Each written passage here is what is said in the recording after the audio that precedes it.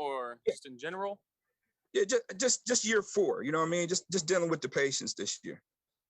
Yeah, I mean, I think I know we didn't win the Tennessee game. I think I learned a lot from that game. The amount of zone they're playing and how teams were playing us from there before that game during the season, and just kind of learning, obviously, getting the backs involved, getting the tight ends involved, finding checkdowns a little quicker. Again, still learning, still progressing in that aspect. And I've got a long way to go, but I think if there's one game where I learned, I think the most this year was that game.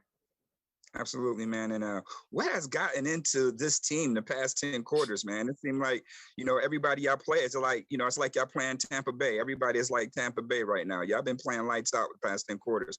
What's gotten into this team? Well, I think just a sense of urgency within the season, understanding what we need to do in order to accomplish the goals that we set out for ourselves. So, it's been fun, these last few weeks with how focused we are in practice, how detail oriented we are in practice and throughout the games, and just the communication that we've had with each other has been brutally honest, and it's been really good for this team, and we got to keep it rolling. If I could get a quick one in, man, John Madden, what has he meant to you in your career, just overall? I mean, that's everyone's talked about the Madden game. That's how I learned football, was playing that game as a kid, learning the rules, learning the penalties. So I mean, that game's had a huge impact on me, and my heart goes out to his family because he affected so many people throughout his life, for the better, and he was one of the good ones. Keep saying great things in the opponent's locker room, Josh. Have a good week. Thanks, Mook. Hey, Josh. John Worrell. Good to see you, War. Good seeing you. To piggyback off of your answer on the focus that you've had over the past couple of weeks, you're coming off an emotional win, a big win, and how do you guard against, or, how do you try to maintain that focus and guard against a letdown, at this crucial time, especially after the highs that you got last weekend? Yeah, I mean, we've talked about it before. Every week from here on out's a playoff game, and that's how we're addressing this team.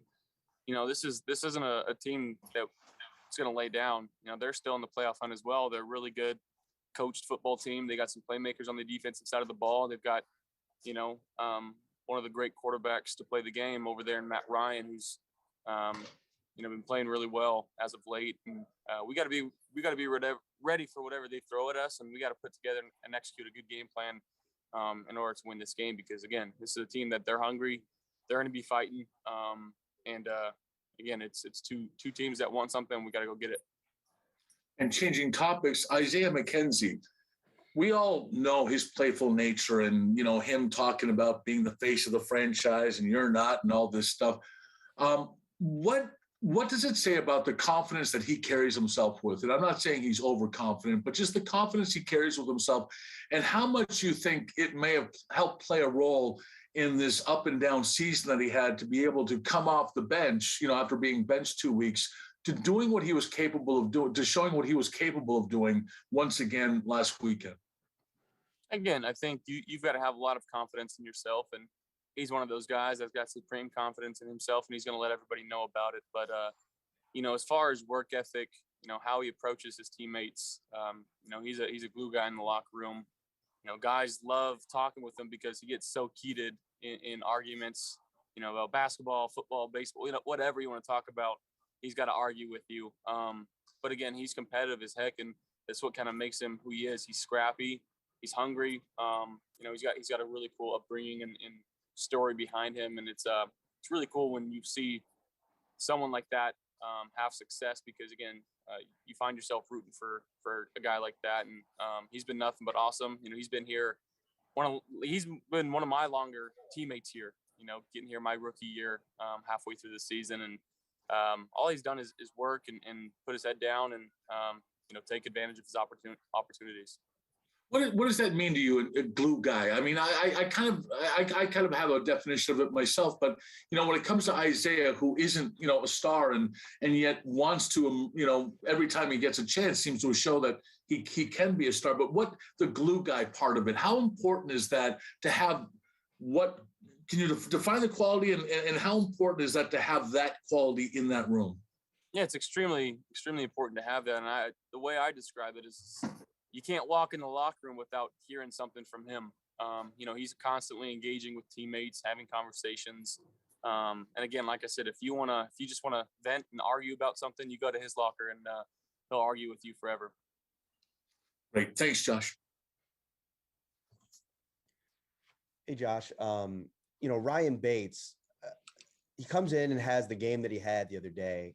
You've been around him a while since he's been here. What's it been like watching him kind of work while he waits, his work ethic, and then seeing it kind of play out the way that it did, especially given the fact that he had to move over to left guard halfway through the game? Yeah, I mean, you put me on the spot. He's sitting right next to me, so I guess I can't say what I really want to say about this guy. No, Bates has been awesome.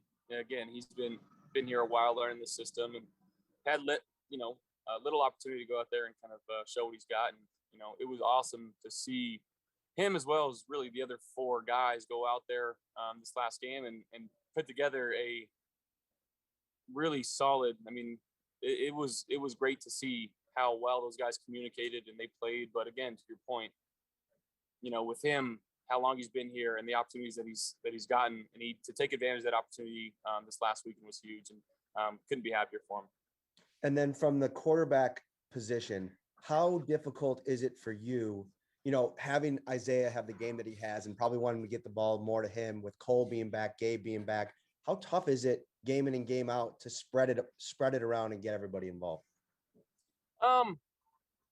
People want to make that a bigger deal than it needs to be, but whoever's on the field, if they're getting open, that's who we're going to try to throw the ball to. And again, just finding ways to put our guys in successful positions and situations is, what Dave's is known for. And, our guys are taking advantage of their opportunities. And again, these next couple of weeks and leading into the playoffs, we've got to be on top of our game. And, it's playoff season from here on out for us. And we understand that. Hey, Josh.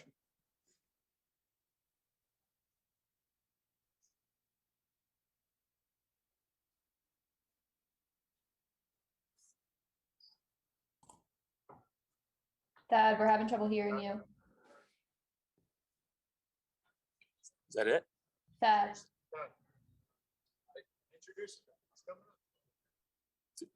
I think we got one more All question. right, we're going to go to Dante real quick. Hey, Josh, can you hear me? Yep, I got you. Perfect. With all that Emmanuel Sanders has gone through in this past month, for him still to be able to contribute in this offense, what does that say about him as a pro and as a person? Yeah, he's the guy in the locker room that he doesn't care about how many touches he gets, how many yards or touchdowns he gets. All he wants to do is win football games and help this team win football games, no matter what role he may play. And we've seen him this year be the first read in a lot of routes and a couple games. He's multiple touchdown guy and 100+ yard games, and then we've seen him kind of be the role player. And again, he's here for whatever the team needs him to be. And I love him. I love his approach to the game right now. And he's made me a better quarterback, and he's taught me so many different things throughout this season, and he continues to do so. And we're going to need him going forward. We're going to need all of our guys going forward, but him especially. Thank you. Happy New Year. Thank you, Dante. You as well. Josh, you hear me okay? Yep, I got you. Sorry about that before. My bad. You talk about, wanting to make or learning about getting the check down receivers more. You did that real well, it seemed like, early in that Patriots game. Do you think that's one of the best games you've had in terms of that particular discipline so far this year? I'd say so. Just in terms of targets, ball placement, and how quickly I got it to the running backs. But again, it takes two to tango. They were getting out quick in this, the deep cover zones that they were playing, giving me good body language. And when they were catching the ball, especially motor, just the ability to turn and get north as quickly as possible and skip some third down. So that was really good to see. That's something that we've been practicing for a while, and to see motor put that into actual gameplay, that's going to be huge for us going forward when teams want to start playing this deep zone. And he's got to be a really big threat for us, and he was this last game. Sean pointed out that first or second play where Motor caught the ball and then bowled over two guys on the sideline for a first down. Sean called it one of his favorite plays of the year. For you, what kind of a tone setter was that in the game? And then also with Devin, what have you seen from the last couple, 2-3 weeks that's, Sean said he's elevated his game. Where have you seen that as well? Yeah, again, that first second play really, but the first touch that he got to catch the ball at a yard deep and then to go get a first down with 2 or 3 guys trying to tackle him. I mean, it set the tone for sure for us. We see that, and we see how hungry some of our guys are, how much we wanted that game. And again, these last 4 weeks, Devin's been just unbelievable in terms of when he gets his opportunities, he makes the most of them. And I alluded to this after the game, but you watch Devin on any single play, whether he has the ball or not, he is rushing downfield. He is finding work, blocking somebody, following the ball, picking somebody up after the play. Like he just does everything the right way. And it's, again, we've got a lot of guys on this team that do that, and you can't just be so happy when they have success. And Motor's definitely one of those guys where, again, he's not going to complain if he doesn't get his touches, and he's not going to cry when he doesn't get touchdowns. All he wants to do is be on the field, make plays for this team, and celebrate with everybody in the end zone, because you see it time and time again. Thanks, Josh. Appreciate it. Hi, Josh. This is Nick Farrell from Sports Illustrated. Your receiving depth, I guess, has been pretty obvious, especially these last few weeks. But now it looks like, barring any kind of setback, you're going to have everybody together. Maybe there's only one football to go around. Is that kind of a challenge to try to, keep everybody happy? I know you mentioned how unselfish these guys are, but and maybe this is more of a question for Daves, but you're going to be at full strength, and now all of a sudden you have, Gabe and Isaiah and everybody else, and your running backs and one football. Yeah, I mean, I think I don't know the exact stat of how many times we threw it last week, but I think it was upwards of 40, 45 times. And we know that we're a team that likes to throw the ball. So there's opportunities out there for everybody, and we just got to make the most of them. When guys are in certain plays, certain situations, and they understand that, I'm not trying to force feed anybody. I'm just trying to find the open guy and give them a shot to make plays. So, again, it's a luxury to have this type of mini weapons and guys that are able to make plays and wanting to make plays. And I think that's the main thing. We're guys that want to make these plays, which I'd rather have it that way than the other way. Thank you. That's all we have. Thanks, Josh. Thank you. And now 6'5", 335 pounds, number 71, Rick Bates. I don't know if I'm quite 335 pounds, but one can dream. How's everybody? Hey, Ryan, can you hear me okay? Yeah. All right, great. We'll get started with questions, and Sal will have our first question. Hey, Ryan, how you doing today, bud? Good. How are you? Very good. Hey, look, it's you've been here a while and you finally get your opportunity. But I wanted to ask you, how frustrating has it been to be the guy that can do everything? And that's kind of why they haven't played you much, is because they're always saving you for that just in case emergency. No, I never really looked at it as frustrating. I'm just grateful to be in the situation I'm in. They always tell you the more you can do, the longer you stay around. And quite frankly, I consider myself, one of those people that can play all 5 positions, whether it's center, left guard, left tackle, right tackle, jumbo tight end, and I play a little fullback. So it's, I don't look at it as frustrating. I'm just grateful for the situation I'm in. Can you describe for us what last week was like for you? Because it was your most extended playing time, and given all the circumstances of that game, it was a pretty big moment to step up into. Yeah, no, it was awesome. I'm just happy to be back out there, honestly. I had fun doing it. Last game I started, not including preseason, might have been my bowl game in 2018 at Penn State at the Citrus Bowl down in Orlando. That was probably the last game I started. And so it was just nice being back out there with the guys, just grinding towards a W, and I took advantage of the opportunity I got, and, we'll see where it goes this week. Okay. Thanks, Ryan. Of course. Uncle Rick, Ryan Bates, Spooky Ark as well for today. What's going on, man? Good. How are you? I'm good. I mean, just to piggyback off what Sal was saying, like what really goes into being, versatile, from playing tight end all the way from guard, tackle, center, what really goes into being that versatile as far as how you practice? I know you practice different than everybody else due to that versatility. So what really goes into, that game prep? A lot goes into game prep, honestly, because if you're just a center or guard, you kind of focus on the interior defensive lineman, whether it's the nose tackle or the three tech. And when you're at tackle, you really just kind of focus on when you're watching game tape, you just really kind of focus on those ends, who you're going against in those third and longs and those pass rush situations. With me, we're going in a regular game prep. I kind of gotta, since I have to do all five, I have to be prepared to do all that. So I kind of have to watch everything. And so it requires a little bit more film study, and just a little tiny bit more every week. And I just try to do what I can do every game day. Whether it doesn't matter what position they put me in, I just got to be prepared to wherever they throw me in at. Whether it's, like I said, center, guard, tackle, or tight end. Right. The importance of doing your 111th in that building, man, is wonderful. But, just care to talk about these past 10 quarters. What has really gotten into this football team the past 10 quarters? This football team's waking up. Like we're on a roll, and we're going to be dangerous down the stretch now. I'll tell you right now, we've always been dangerous. Don't get me wrong, but right now this team's got fire. We got a fire right now. That Josh, unbelievable leader, and he ignites that fire, and it's awesome to watch him, lead from the front and do everything he does verbally and physically, and how he leads our team. It's exciting. It's exciting to watch and be a part of it.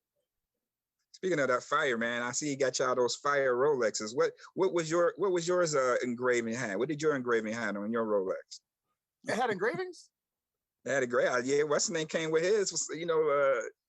Don't shoot the messenger, but I didn't know that. I have to double check on that. I didn't look on the inside at all. I'll have to double check on that. But the watch is beautiful. I'm so grateful for Josh and what he did for us this Christmas. It's a beautiful watch, and I'm definitely gonna be rocking it every time I'm wearing a suit. I got some weddings to go to this off season. I'll be rocking that on my wrist. I got to find out how I can make that list for next year. Good luck this week. I appreciate that. Thank you. Hey, Ryan, good to talk to you. First of all, can you explain Rick to us? Because I think Dawson was talking about it last week, and he just I don't know where it came from. We just all call him Rick. Yeah, I don't know. Nobody really knows where it came from. It just kind of happened one day in my rookie year. It was a little nickname Nate Becker gave to me in 2019, and I don't even know what the reason was. I don't even know why Rick. I don't know.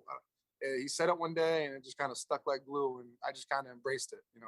Being the rookie, I was an undrafted free agent, got traded from Philly to Buffalo, and I didn't know a lot of the guys, and it just kind of happened. And I was like, yeah, Rick, that's me. And so now it's stuck to something. My line coach calls me sometimes. Dave's calls me sometimes. I got the tight end coach calls me Rick sometimes. A lot of the players.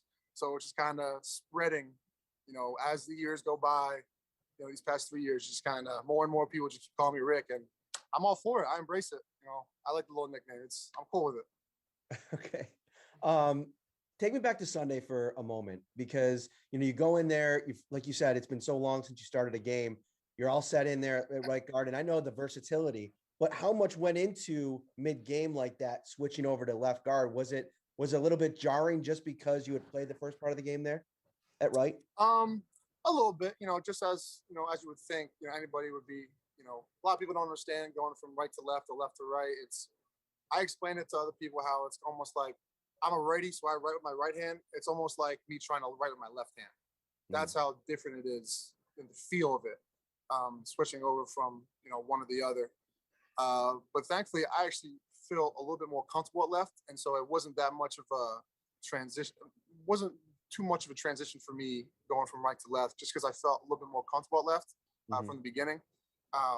Just through practicing it and doing all that throughout the season.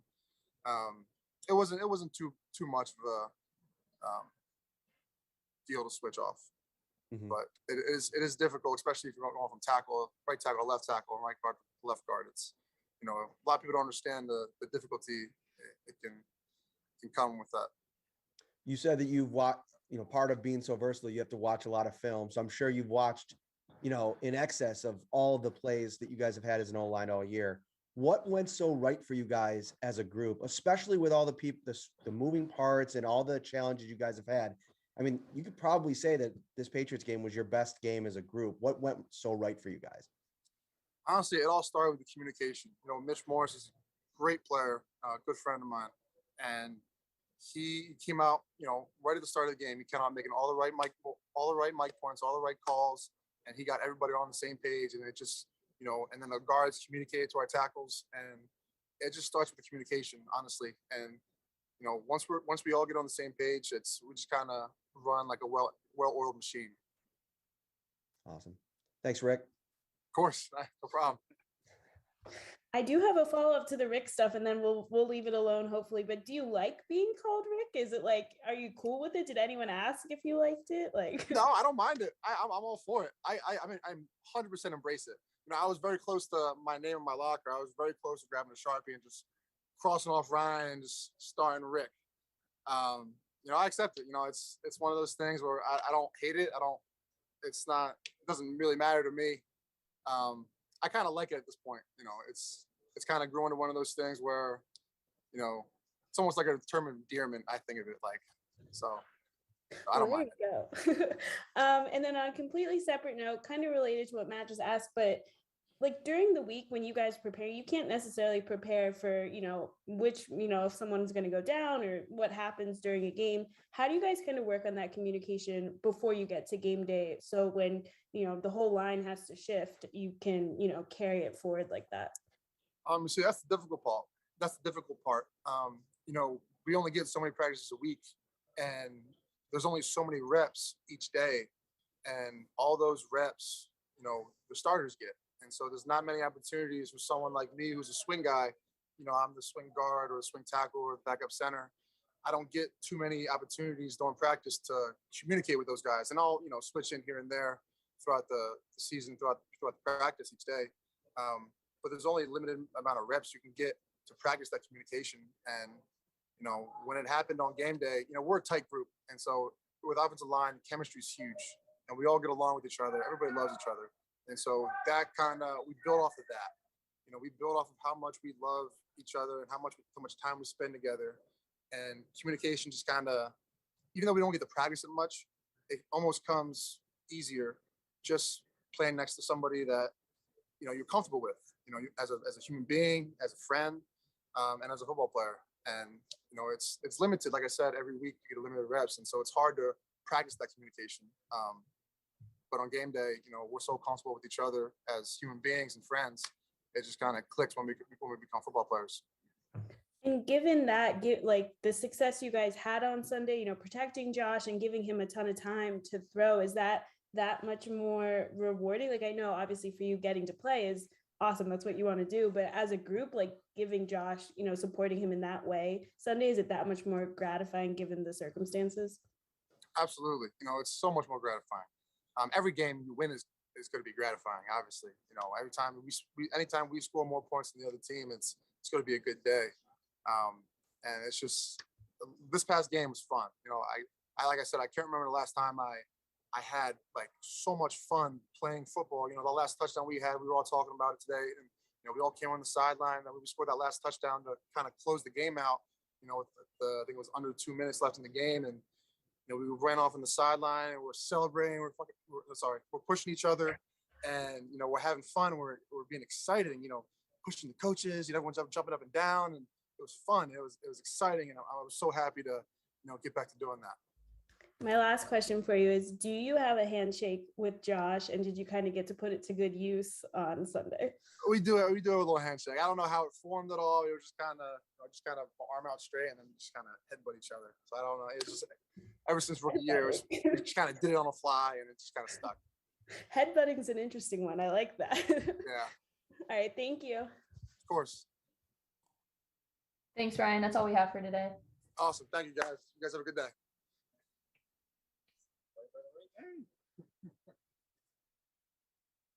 Kaylee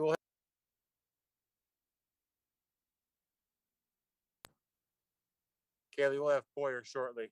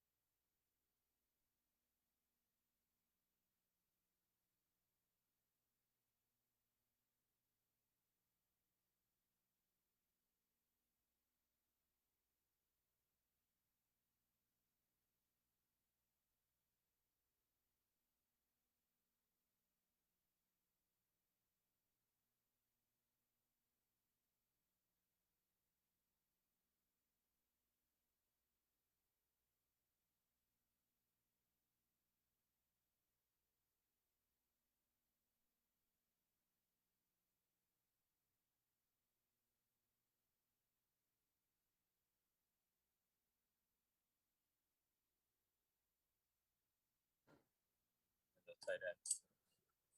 Hey, Jordan, can you hear me okay? Yep, I can hear you guys. All right, awesome. We'll get started with questions, and Josh Reed will have our first question. Hey, Jordan. First off, did you get a look at some of the washes that Josh was handing out and make you reconsider playing defense or offense for offense? I didn't get a look at him. I heard about him though. It definitely made me reconsider, but good for those guys. Good for those guys. The about the Falcons a little bit here. Cordarrelle Patterson, pretty unique talent. Have you guys faced anybody that kind of plays a role like he does so far this season, or even in the last couple of years? And what do you see that makes him, kind of so unique? Yeah, I mean, just like you said, a guy who lines up really everywhere, gets the ball in every sort of ways, and he's very, very elite with the ball in his hands. Guy runs hard, he's big, tough to bring down. So we're gonna have to play well and get guys to run to the football. And it's going to be a tough task, and we have to execute well. How important is communication? I mean, obviously, I know it's always important, but right. when you're trying to locate a guy like that on the field, constantly playing and play out, how much of that comes down to communicating? Everybody on that side of the ball. Yeah, like you said, every week there's a lot with communication, especially this time of year. Playing at home, knowing it's going to be loud. Knowing they have a bunch of different formation personnel groupings, just being able to be on the same page and communicate, it's going to be huge, and in our execution, being able to win this game. All right, appreciate it, Jordan. Thanks for the time. Yeah, thank you. Have a good one. Jordan Poyer, Mookie Hawkins, Waffle Sports Cincinnati. What's going on? What's up, Mookie? How are you? I'm good, man. These past 10 quarters, man, what has really gotten into this team? It seems like every week, it's just like, hey, we playing Tampa Bay again. It's like these past 10 weeks I've been playing lights out. What has really gotten into this team? Yeah, I mean, I don't know if that's something necessarily gotten into us. Guys just coming to work every single day. Understand the task at hand, understand what needs to be done, how to execute it, and just take one day at a time approach and continue to, like I said, work hard. We got really good leaders on this football team that gets guys ready to go, and everybody, we're having fun with it. So it's fun time to be here. Absolutely, man. This team has really been, taking on a whole new demeanor of aggression. What really triggered that? Like I said, I think guys just understand the task at hand. It's December football. Every game is this time of year is a playoff game. We got important games coming up, so everybody's just staying locked in and continue to focus on the task at hand and instead of playing aggressively. No doubt, man. One not done. Good luck this week. I appreciate it, Mookie. Hey, Jordan, Sean Warrow, just I guess kind of in a different sense along with what Mookie just asked. How do you guys guard? I mean, how important is it to guard against the letdown after like a huge emotional win, like last weekend? We're excited about this week. We got an opportunity to play at home in front of our home fans, and with playoff implications on the line. Both teams are they got playoff implications on the line, so it's going to be that type of energy, that type of atmosphere. So. We understand what's the task at hand, so we just come in ready to work each and every day. I think the prevailing thoughts outside of your room is that why it took this team as a whole so long to really find its maybe not identity, but just it seems that you guys have regained your swagger that you had a year ago. I mean, can you sense it? Can you sense something to that effect after maybe a few bumps in the road over November and October?